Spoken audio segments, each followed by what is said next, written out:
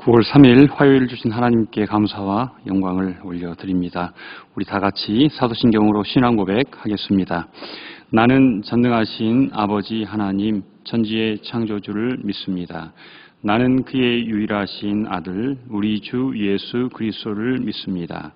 그는 성령으로 잉태되어 동정녀 마리아에게서 나시고 본디오 빌라도에게 고난을 받아 십자가에 못 박혀 죽으시고 장사된 지 사흘 만에 죽은 자 가운데서 다시 살아나셨으며 하늘에 오르시어 전능하신 아버지 하나님 우편에 앉아 계시다가 거기로부터 살아있는 자와 죽은 자를 심판하러 오십니다. 나는 성령을 믿으며 거룩한 공교회와 성도의 교제와 죄를 용서받는 것과 몸의 부활과 영생을 믿습니다. 아멘.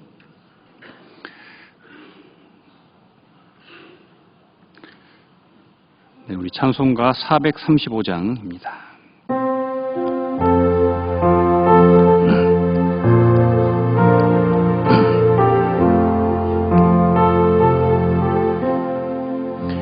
나의 영원하신 기여 생명보다 귀하다.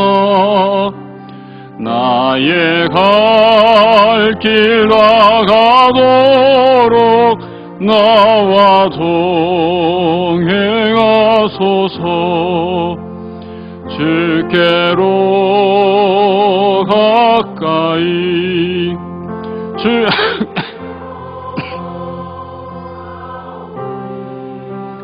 나의 갈 길 나가도록 나와 동행하소서.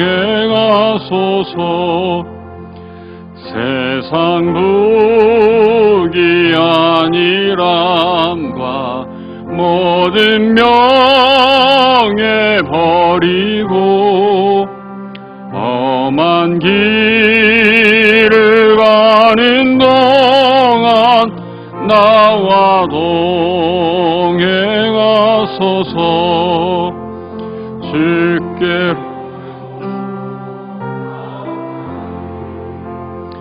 주께로 가오니 나의 갈 길 나가도록 나와 동행하소서. 얻은 골짝 지나가며 험한 바다 건너서 천국문에 이르도록 나와 동행하소서. 주께로 가까이 주께로 가오니 나의 갈 길 나가도록 나와 동행하소서.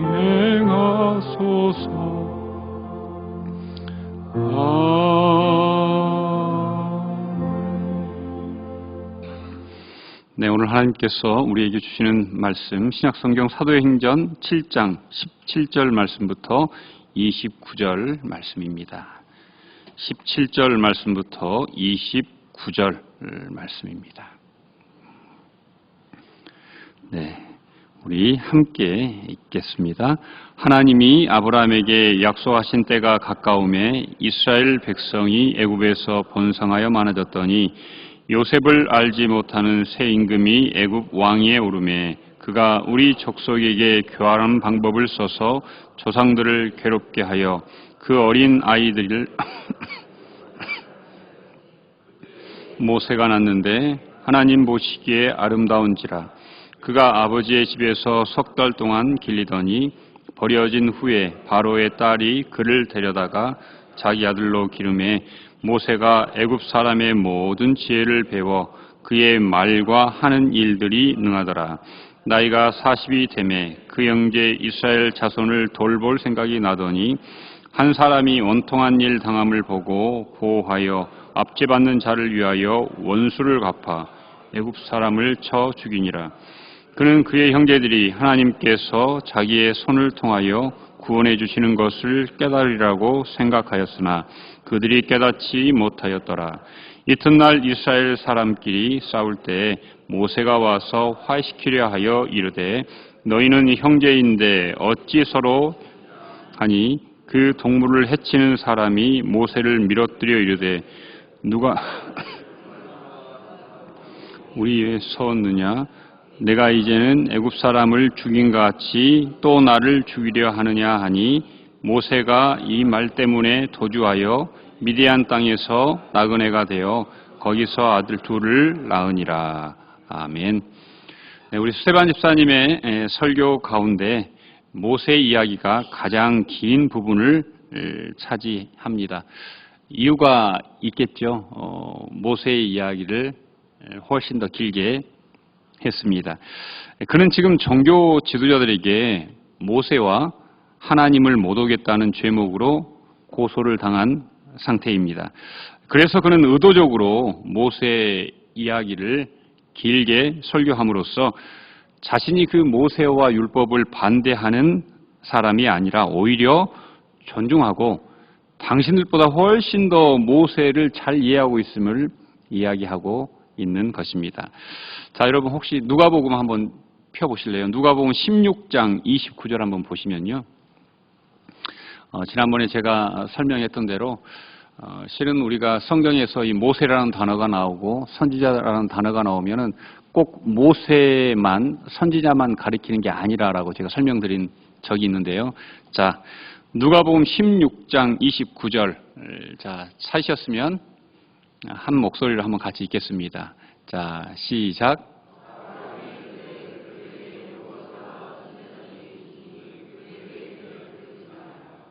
아멘. 자, 31절을 한번 눈으로 한번 보시길 바랍니다. 31절 눈으로 보시면. 지금 이 이야기는 어떤 이야기입니까? 부자와 거지의 이야기입니다. 그래서, 자, 정말 자기 후손들만큼이라도 제발 지옥에 오지 않았으면 좋겠다라고 했을 때 아브라함이 뭐라고 대답합니까? 후손들에게 누가 있다? 모세와 선지자가 있다. 이제 이 말이 무슨 말인지 보이시죠? 이게 성경이 있단 말이에요. 모세와 모세오경과 선지서가 그들에게 있다. 그러니까 그들에게는 성경이 있다. 성경 말씀을 듣고도 그걸 믿지 못하면 어렵다. 이런 표현이에요. 그래서 모세와 선지자가 나오면 이건 성경을 가리키는 것이구나 라고 이해하시면 됩니다. 여러분 누가복음이잖아요. 지금 사도행전도 누가복음도 누가 썼습니까? 누가가 썼습니다. 그래서 누가는 어떤 한 사람만 지칭하는 것이 아니라 그 구조를 통해서 성경 전체를 우리에게 말씀하고 있다는 사실을 우리가 유념하면 좋겠습니다. 자, 그러면서 이스라엘의 구원자였던 모세를 불신하고 업신여겼던 선조들의 잘못을 지적하면서 바로 너희들도 너희 조상들처럼 하나님의 섭리를 보지 못하고 예수님을 불신하고 업신여겼다라고 설교하고 있는 것입니다. 자, 17절 한번 보시겠습니까? 17절.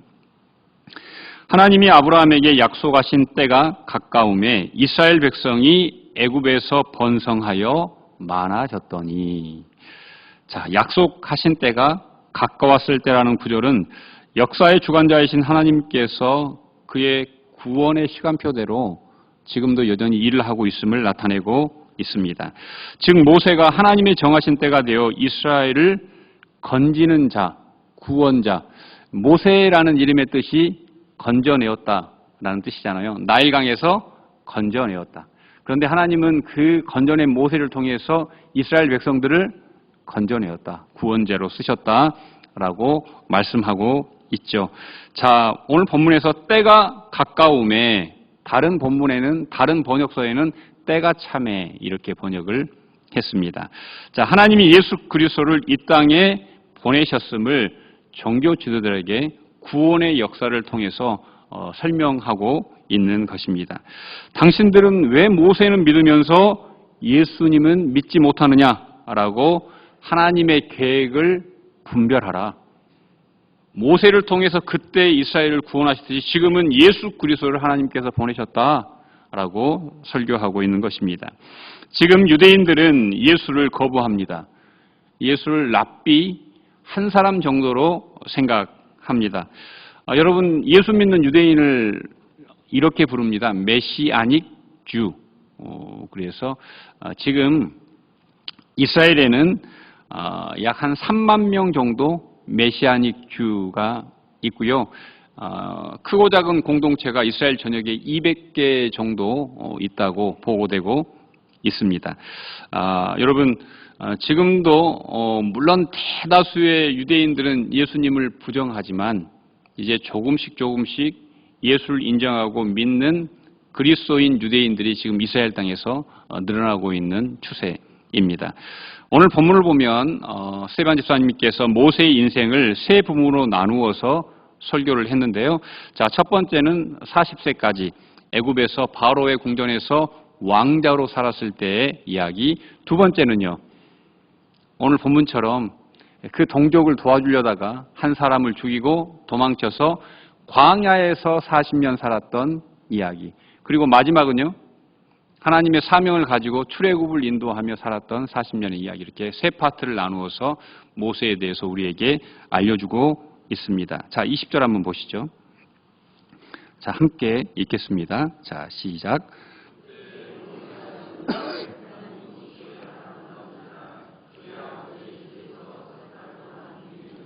아멘. 네, 하나님 보시기에 아름다웠다. 모세는 하나님이 보시기에 아름다운 사람이다라는 말씀입니다. 한마디로 하나님의 마음에 합한 사람, 다윗과 같은 사람이었다라고 오늘 성경은 우리에게 말씀하고 있습니다. 모세가 태어났는데 모세의 부모는 모세 속에 있는 하나님의 뜻을, 하나님의 계획을 그 아들에게서 발견했다는 뜻이기도 합니다.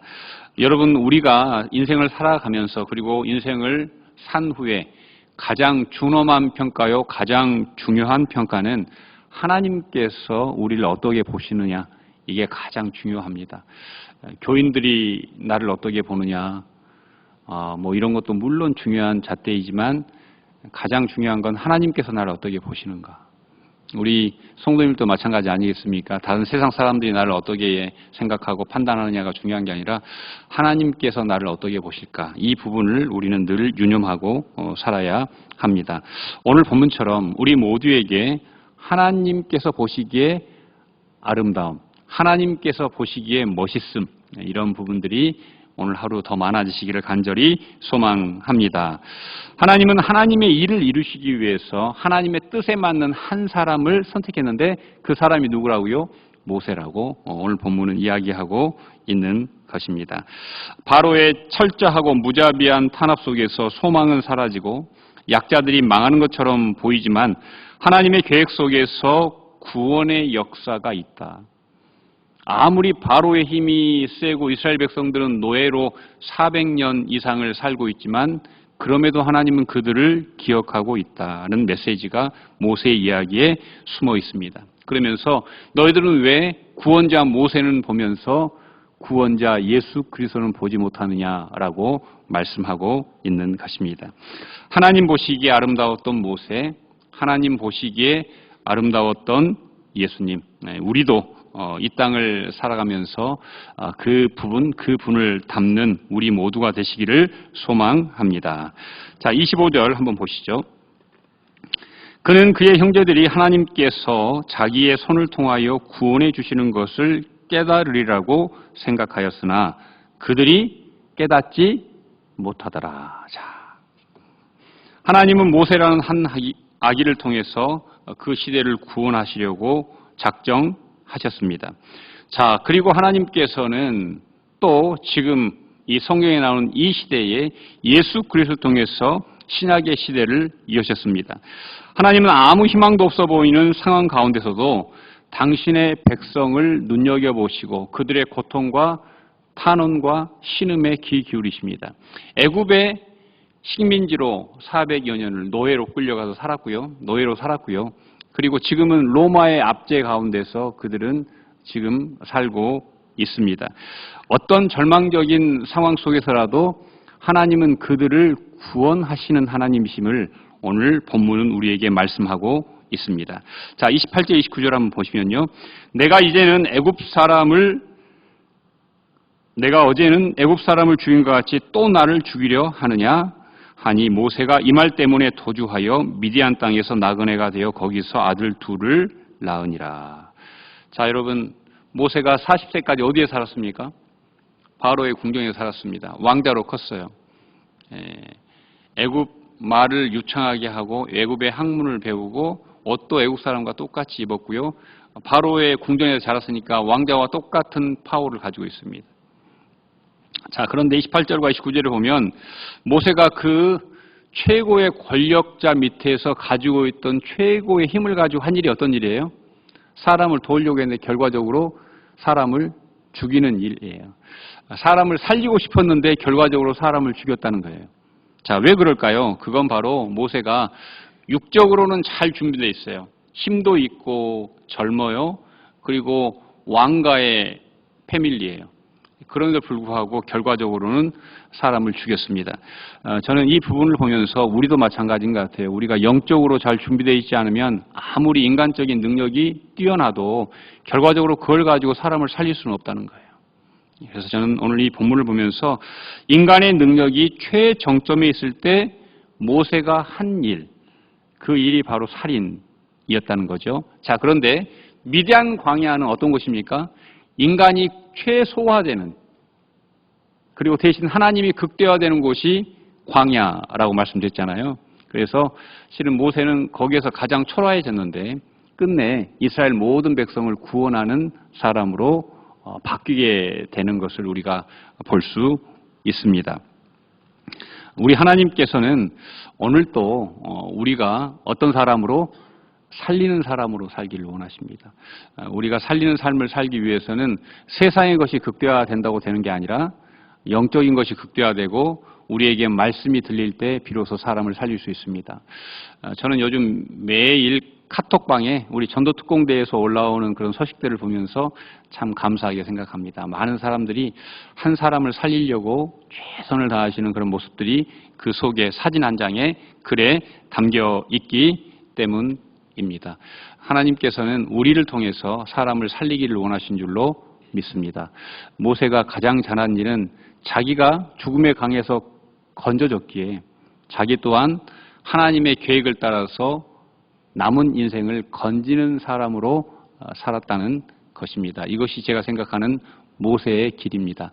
오늘 우리에게도 하나님께서 가정으로 가는 길, 직장으로 가는 길, 각자 삶의 터전으로 가는 길들을 열어주셨는데 그 길 속에서 살리는 일이 많이 일어나기를 간절히 축원드립니다. 기도하시겠습니다. 하나님 감사합니다.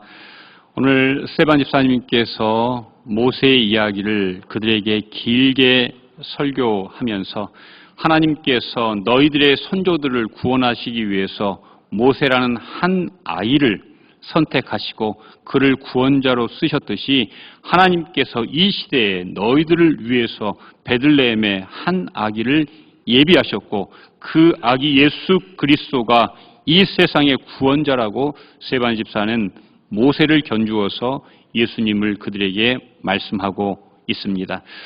아버지 하나님, 우리가 이 땅을 살아가면서 우리도 구원자 모세, 구원자 예수 그리스도의 아버지 하나님 자녀들인데 바라기는 우리에게 생명력이 있기를 원합니다. 다른 사람들을 살려낼 수 있는 은혜와 능력이 있길 원합니다.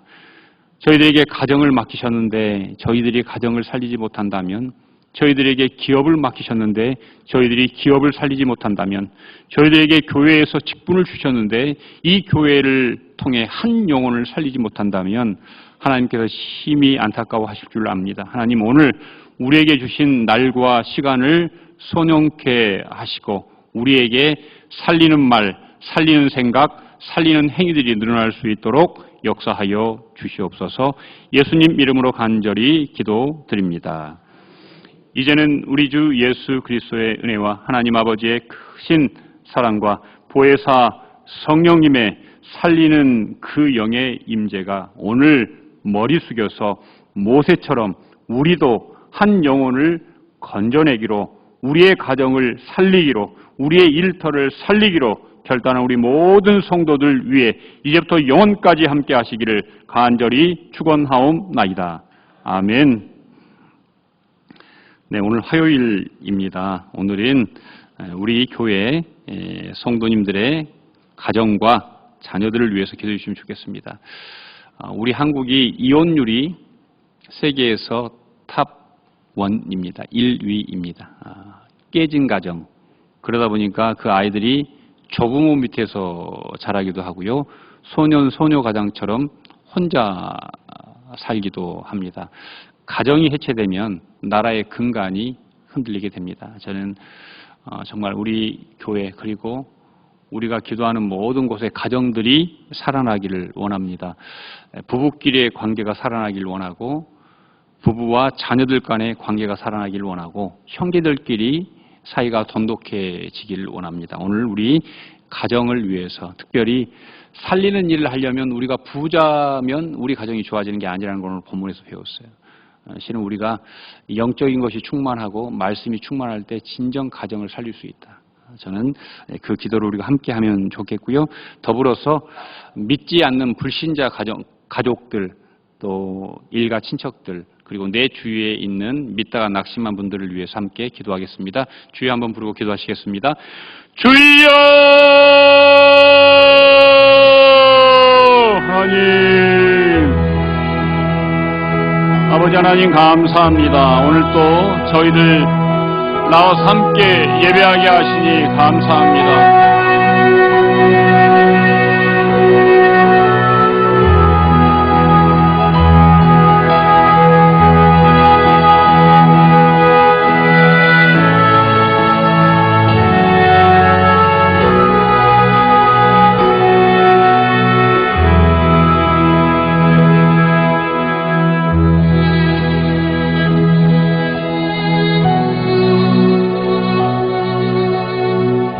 살아계신 하나님 간절히 기도합니다.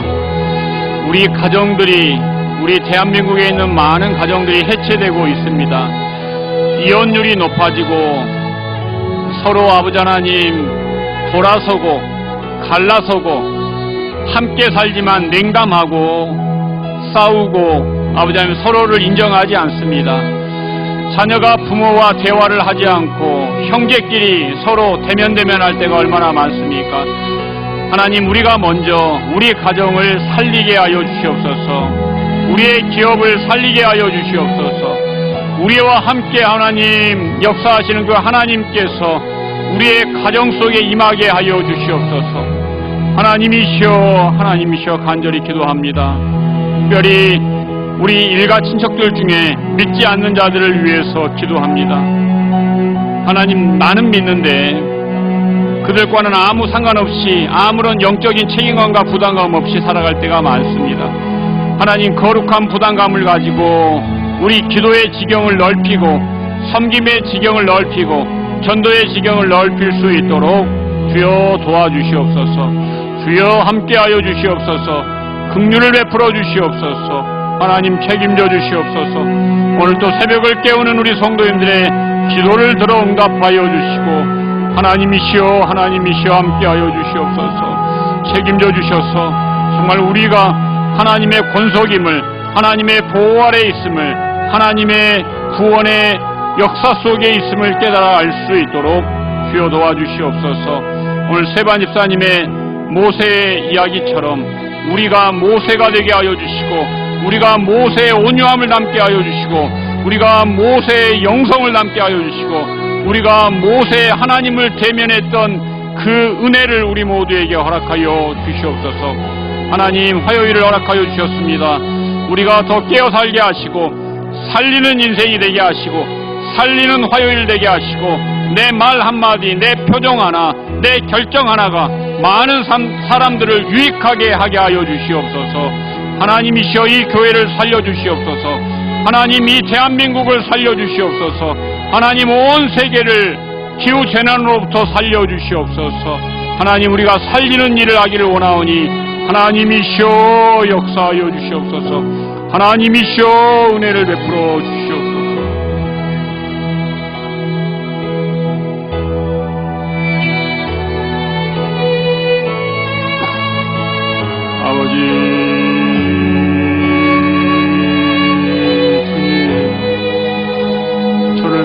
불쌍히 여겨주시옵소서. 저희들을 불쌍히 여겨주시옵소서. 저희들을 구원하여 주시옵소서. 악에서 건져 주시옵소서. 악에서 저희들을 일으켜 세워 주시옵소서. 돌이키게 하여 주시옵소서. 돌이키는 은혜를 허락하여 주시옵소서. 우리 교회 위에 하나님께서 인자와 은총을 부어 주시옵소서. 하나님 성령을 부어 주셔서 정말 이 교회가 본연의 사명을 잘 감당할 수 있도록 모든 교회인 성도들이 본연의 사명에 매진할 수 있도록 주여 도와주시옵소서.